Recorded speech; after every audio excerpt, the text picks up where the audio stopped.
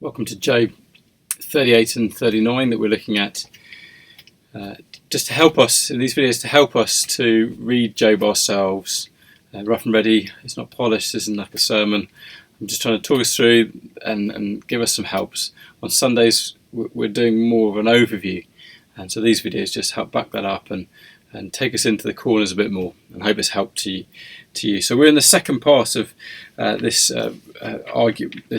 speech by God in response to Job's criticism that God doesn't know what he's doing. He doesn't have the wisdom to run this world, given how messed up the world is in essence. So that's 38 verse 2 that we looked at in the last video. And so this is the second half of that. We've been looking at the non-living part of the world and the order that there is, even including the chaos and evil within the created order, pointed to by the darkness, pointed to by the sea, particularly, and the way that God brings death and life through water. Now we're looking at the living beings and seeing God's wonderful rule revealed in the animals and birds, particularly the wild ones, that show us that God is well able to rule this marvellous, beautiful, but ugly and dangerous world too. And that is signalled to us as we have a sort of sandwich in 38, 39 to 41, and then at the end of the passage of predator and prey. So let's start just with the first bit of bread, that there's a wildness in the world and this crazy mix of life and death. So we begin meeting, and you can imagine it being a wildlife film, can't you? Sort of the young lions, and aren't they cute and cuddly? That you love a young lion. We were just talking the other day, we'd love a young tiger. Wouldn't they be sweet? But they soon grow up to be not a baby. But they're lovely, aren't they? And then we've got ravens, young ravens. And chicks can be so cute, can't they? So you've got sort of real lovely, beautiful picture of two families, a lion family and a raven family. And yet, in order for these families to grow, other things need to die. So there's a hunt to satisfy the appetite of the young lions. And then from the leftovers of that, the ravens are going to get their fill.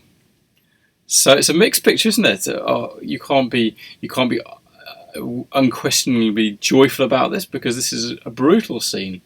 There's nature raw in red in tooth and claw, isn't it? And yet you can't be just totally dismissive of it, because there is beauty and joy in it, as well as the gore.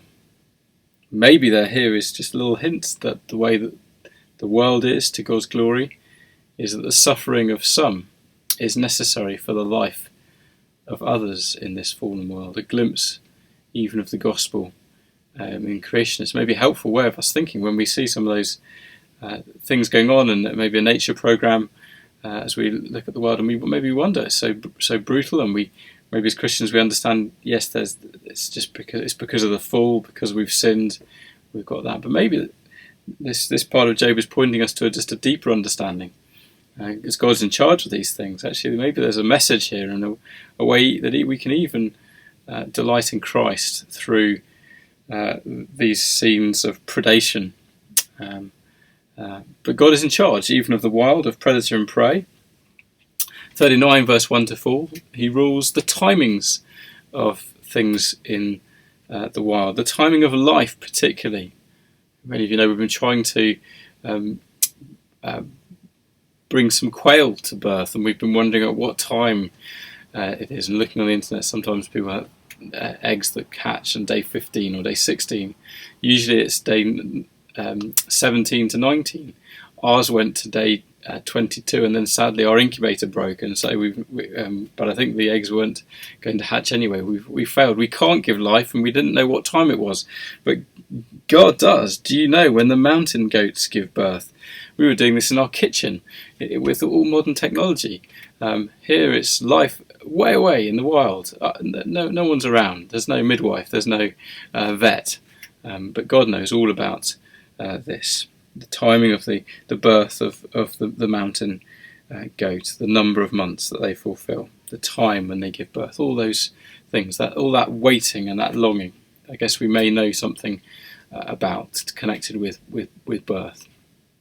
God knows all about that, and that's been one of the complaints that Job's had, is that God is he's a bad user of time, or he's chapter 7 verse 1 to 3. Has not man a hard service on earth? Are not his days like the days of a hired hand, like a slave who longs for the shadow, and like a hired hand who looks for his wages? So I am allotted months of emptiness, nights of misery are apportioned to me. And chapter 18, it talks about God, how God visits him each morning and tests him every moment. So God is a kind of on us, but here God is answering, saying, look, I am in charge of time and the times, but even in the wild and for life, I bring this up. I'm personally the Lord of time. I'm intimately caring for my creatures through time. And if you can't understand life in the wild, how will you understand the times? How will you understand your time? How will you understand any time? How will you understand the time of judgment, the time of setting things right, God's timing and ways? Job. So God's rules the timing even of life in the wild.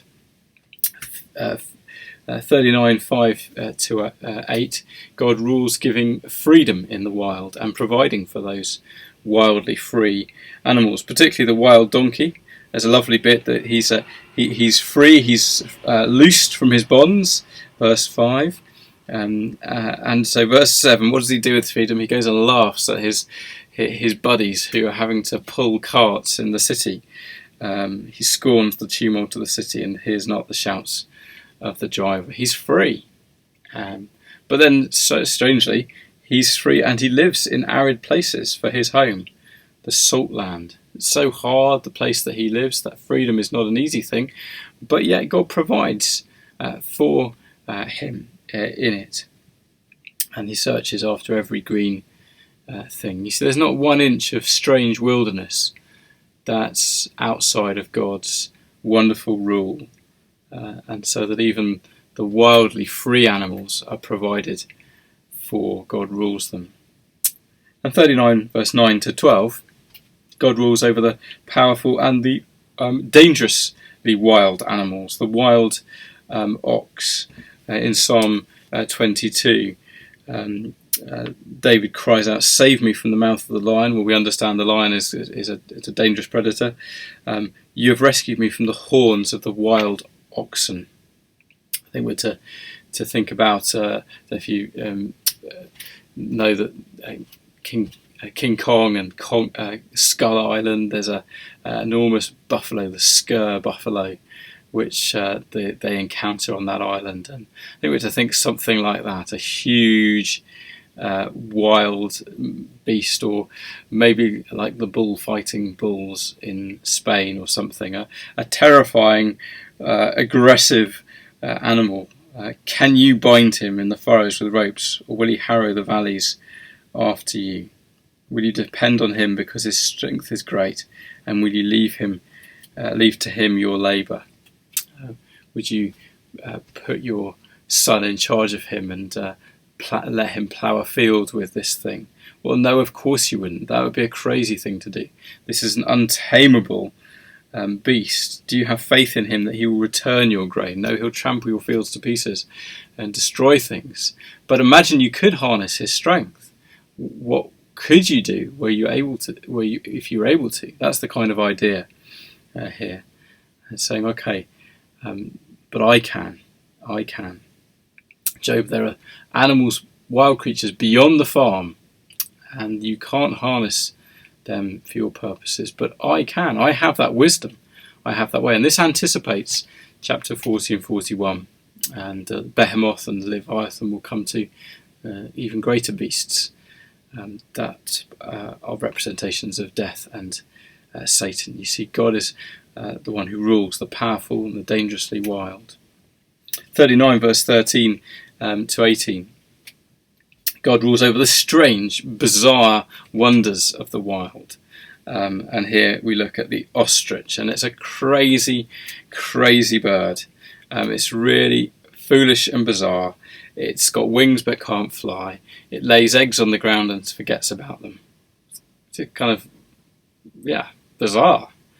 And yet, it can run faster than the horse. And the horse of that day was the Ferrari, was the greatest, the fastest, and often, and we'll see in a moment, connected to war, being a great weapon of power and might. But the ostrich is faster. The ostrich can outstrip the greatest power of that day. So things can look foolish and yet be wondrous, and even outstrip the ultimate destructive power. That sounds like a glimpse of the gospel, doesn't it? Again, just sounds like that in the way that God has set up the world, there are ways that we can see through the lens of Scripture, if we put the glasses of the Bible on, that we can understand. Oh, when I see a foolish, crazy thing, like the ostrich, that can run faster than a horse, I'm actually seeing there a glimmer of the foolishness of the cross and the way that Jesus, through weakness, overcomes the greatest power of evil and of God's enemies and of destruction. So it's a lovely, lovely picture. 39 to 19 to 25. God rules over the greatest terror, and here is the war horse. And I think those who've seen The Lord of the Rings and those things, think Dark Riders and those terrifying horses. It's a wild picture. There's the neck is closed with a mane. There's a leaping like a locust, and locusts come and they just devour, they just destroy. It's in the news at the moment. A terrible big locust swarms at the moment in various parts of the world, and there's a majestic snorting that is terrifying. He paws in the valley, exults in his strength. He goes out to meet the weapons. This is a terrifying image, isn't it, of a terrifying creature. He laughs at fear and is not dismayed, doesn't turn back from the sword. He's brave and fearless in the face of danger and goes out. So he's almost like a divine being, this horse, a killing machine of power. But yet, what do we learn in verse 19? Do you give the horse his might? Do you clothe his neck with a mane? Because I do. I've made this creature. I give all of these attributes to this creature. I rule even the greatest terror of the wild. Job, you don't, but I do. You can't overcome terrifying evil, and you've experienced the terror of evil, but I can, and you need to trust me, the one who can. And 26 to 30, we're back to the other bit of the sandwich, predator and prey again, and it's really striking. Is it by your understanding that the hawk soars and spreads his wing towards the south? Is it at your command that the eagles mount up and make his nest on high? So God's understanding and command, and it's like a lovely picture, isn't it? We just sort of see the eagle soaring up. You can imagine it in the sky, and just so beautiful, so effortless, so lovely. The hawk likewise. But what's the purpose of that ascent? It's so that they will descend, and verse 30, ultimately the young ones will suck up blood. And where the slain are, there is he. See, this is all part of God's plan, even God's command. There's death and danger and ugliness under God's command. There's wildness and untamedness under God's command, but there is also life and beauty and birth and wonder under God's command. This is the wonderful world that we're living in, and that God is ruling, and that Job has been attacking God for not knowing how to rule, and this is an overpowering, particularly by way of the questions, an overpowering response to Job to put him in his place. Therefore, what should we be thinking as we respond to this. Well, will there be a simple answer to the problem of evil? Well, no. This world is incredibly complicated and amazing. And even the way that God has a plan for death in the ecosystems of the world tell us that there's a role for death and evil to play, and yet it's obviously not an ultimate thing or something kind of, in a sense, to be delighted in, and yet it is delightful in one respect. You can sort of see and admire how God uses these things, and so He's drawing us in nature to see that. Will it be a surprise that we can't understand God's rule and His ways and His wisdom?